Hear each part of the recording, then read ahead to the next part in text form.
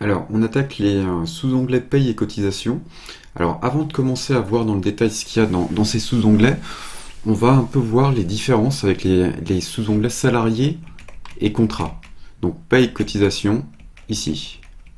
Donc, comme on le disait précédemment, salarié et contrat, on va avoir des choses qui vont remonter en automatique. Il suffit de les saisir au bon endroit, en général dans la fiche de personnel, pour que ça remonte dans la DSN. Par contre, paye et cotisation, c'est vraiment ce qu'il y a dans le bulletin de salaire.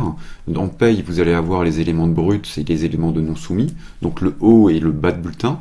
Alors qu'en cotisation, vous allez avoir le milieu de bulletin qui sera l'ensemble des cotisations que vous payez aux organismes. On voit déjà au niveau de la fiche qu'on a des calculatrices ici, qu'on n'avait pas par exemple dans contrat. Et ces calculatrices, quand on clique dessus, alors on va cliquer par exemple sur le montant net versé, on va voir que le montant net versé, il reprend une constante qui s'appelle net pay. Net pay, c'est une constante qu'on a dans le bulletin qui est en fait la constante du net à payer. Pour que cette constante remonte, il faut passer par une variable. Et les variables, c'est des éléments en fait qu'on peut paramétrer dans la paye et qui sont là justement pour tous les éléments du bulletin. Et pourquoi on passe par des variables et pourquoi c'est pas en automatique dans le logiciel comme pour contrat, c'est parce que chaque paye est différente et que chaque rubrique, enfin que pour une paye d'une paye à une autre. Au niveau de Sage, vous pouvez avoir des numéros de rubrique totalement différents. Alors, le mieux c'est de suivre le plan de paye Sage, mais il y a encore un certain nombre d'entreprises qui ne le suivent pas du tout. Donc du coup, au niveau de Sage, on est un peu obligé de pouvoir paramétrer ce type d'éléments.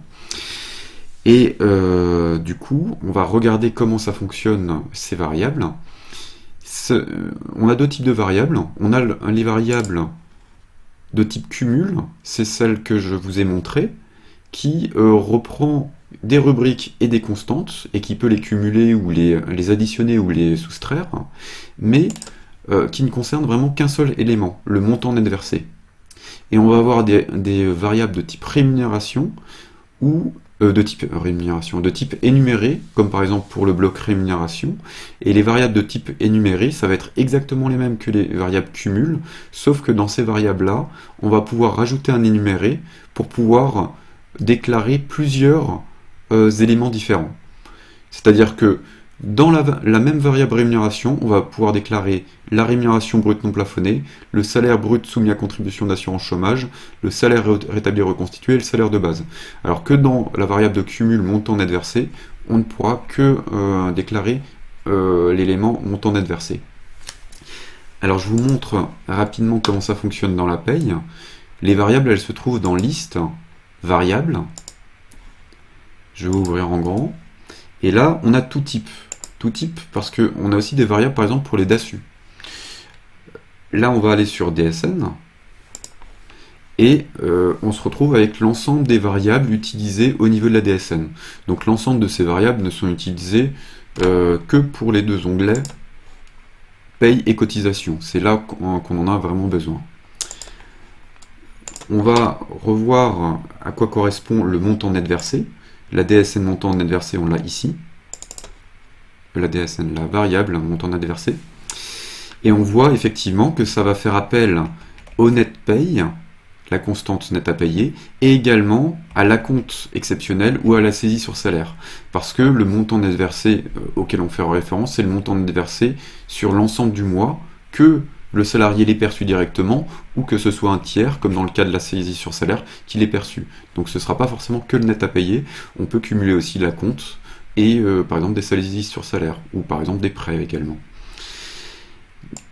Et du coup, on voit que ici, c'est une variable de type cumul, et qu'on n'a pas d'énuméré possible. Si on prend la variable rémunération,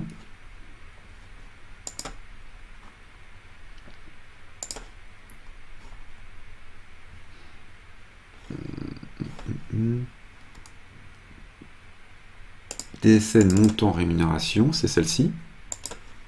La différence, c'est qu'on va avoir effectivement des énumérés. Et c'est ces énumérés qui vont se cumuler entre eux. Par exemple, pour le 0,2, on va les classer par énuméré. Le 0,2, si je vais dans modifier, je vais voir que mon 0,2 c'est le salaire brut soumis à contribution d'assurance chômage. Et on voit que le salaire brut soumis à contribution d'assurance chômage, il va prendre l'assiette, puisqu'on peut choisir différents éléments, l'assiette, le montant de la rubrique, le taux salarial, patronal, etc. Il va reprendre l'assiette et il va ajouter pour un apprenti la 2711 dans le plan de Paysage, parce que l'apprenti n'a pas d'assiette de cotisation chômage 4200, donc il va prendre celle-là pour la rémunération brute, non plafonnée, et il va soustraire toutes les primes.